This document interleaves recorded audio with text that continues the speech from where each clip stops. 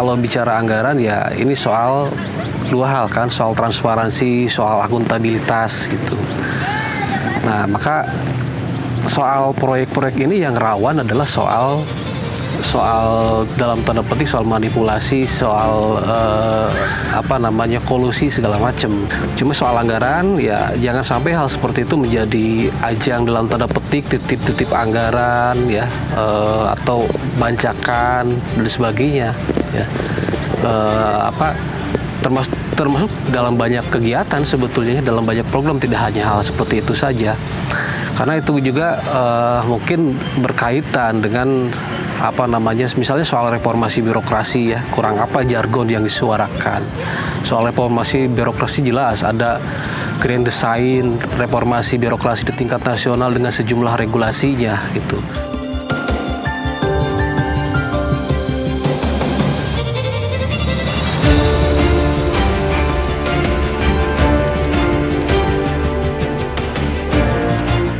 Nah, soal transparansi dan akuntabilitas tentu di dalam proses tender-tender seperti itu. Dulu saya sewaktu pilkada pernah membuat satu tulisan ya, judulnya mencari sosok negarawan di kabupaten ya. Yang bagi saya salah satu kriterianya adalah yang berani menghapus atau berperang melawan vicious circle yang terjadi ya. Nah, dalam proses seperti itu ada mungkin vicious circle.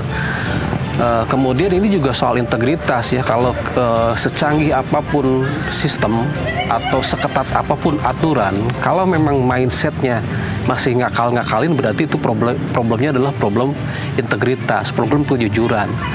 Sementara sebetulnya para pejabat itu kalau bicara soal kejujuran, mereka jauh lebih paham ketimbang ketimbang masyarakat biasa gitu.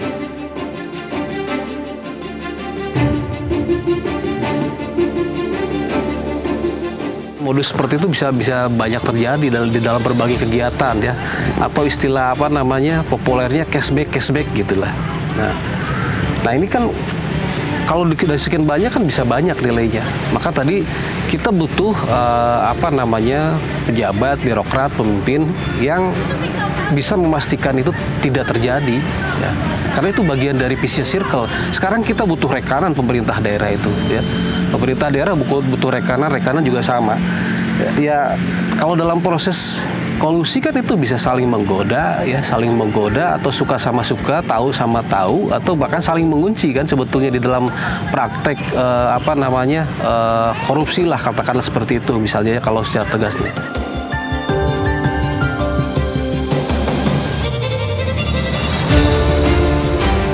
Secara umum masih banyak yang terjadi. Justru kan banyak yang berkelakar gitu ya, bahwa sekarang hal seperti itu lebih masif, lebih vulgar ya di era reformasi ini gitu. Dan mungkin persentasenya juga bisa jauh lebih besar ya. Kalau dulu di zaman Orde Baru saja sering terdengar misalnya itu maksimal 30%.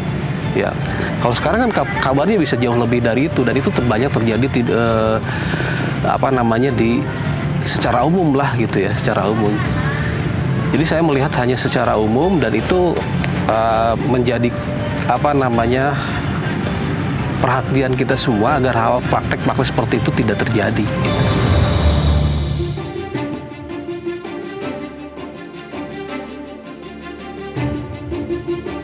Idealnya, misalnya pemerintah punya proyek ya, biarkan rekanan bekerja dengan sebaik-baiknya, karena itu kan bicara soal spek sudah jelas ya.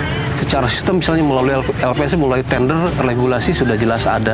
Biarkan mereka mengerjakan sesuatu dengan spesialisasinya, dengan keahliannya, sesuai dengan ketentuan dan sebagainya, tanpa dia berpikir saya mesti ngasih berapa, uang fee berapa ya.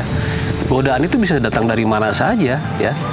Bisa dalam relasi misalnya eksekutif, katakanlah sebagai eksekutor dengan rekanan, bisa eksekutif yang menggoda rekanan atau sebaliknya.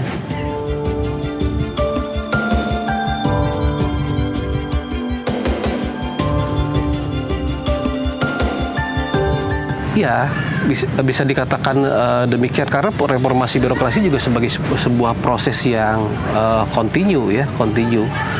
siapapun pemimpinnya itu adalah proses yang berkesinambungan, ya.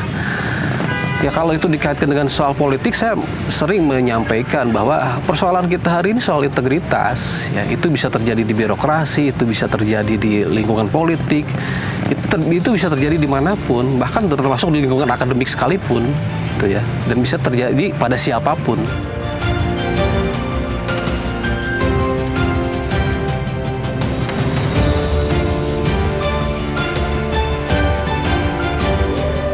Tentu yang pertama adalah soal leadership, ya, soal leadership.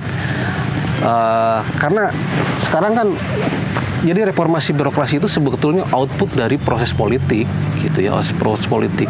Kalau di awal, misalnya contoh lah, pilkada itu adalah bagian dari proses politik, ya. Maka ujung dari proses politik itu adalah proses pemerintahan, yakni terbentuknya pemerintahan misalnya yang efektif, yang memiliki kemampuan memerintah atau memiliki governability, gitu. Jadi dua hal itu tidak bisa dipisahkan. Nah, saya kira kalau dalam organisasi yang paling utama adalah soal leadership, ya, soal leadership. Jadi kalau dalam bahasa Sunda itu rakyat atau masyarakat menuturkan, gitu ya. Ini turusnya harus ajeg. Kalau turusnya ajeg, ya yang lainnya juga ikut ajeg, gitu. Nah, itu soal leadership, kemudian soal political will, soal komitmen, gitu ya. Ya, jadi pemimpin yang memang harus dan bisa digugu dan ditiru, saya kira akan mengikuti, ya. Dia memulai dari dirinya sendiri misalnya, gitu ya. Saya kira yang lain juga akan mengikuti. Karena saat ini saya kira fenomenanya campur aduk, ya. Politik transaksional ini kemana-mana misalnya. Ya, sampai ke soal rekrutmen pejabat, ya. Dan itu kan informasi resmi beberapa waktu lalu masih di zaman Menteri Mendagrinya Pak Cahyo sendiri yang mengatakan, gitu ya. Misalnya sekelas rekrutmen itu yang paling murah penempatan posisi kepala sekolah yang nilainya 10 juta. Sampai di atas itu, sampai eselon 1 bisa jauh lebih besar.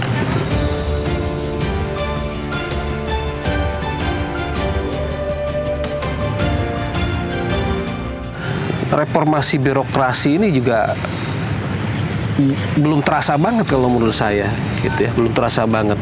Mungkin ada daerah-daerah yang mampu seperti itu, gitu ya. Ada juga yang masih perlu kerja keras lah, gitu. Jadi kalau di tingkat daerah, dari mana awal reformasi birokrasi itu?